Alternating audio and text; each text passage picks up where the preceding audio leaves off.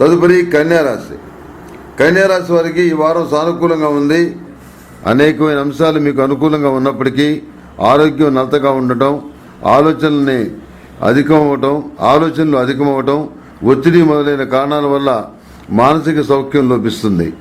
ఆర్థికపరమైనటువంటి లోటుపాట్లను తీర్చుకోవడానికి అధికంగా శ్రమించవలసి వచ్చినప్పటికీ మంచి ఫలితాలను సాధించగలుగుతారు.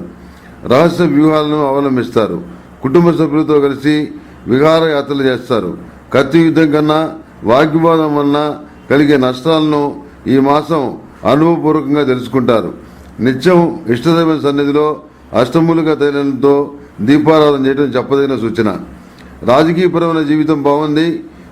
వివాహ సంబంధమైన విషయాలు, శుభకార్యాలకు సంబంధించిన విషయాలు ఇవన్నీ ఓ కొలిక్కొచ్చే పరిస్థితిగా ఈ వారం గోచరిస్తోంది. గ్రీన్ కార్డు కోసం ప్రయత్నం చేసేవారికి గ్రీన్ కార్డు లభిస్తుంది.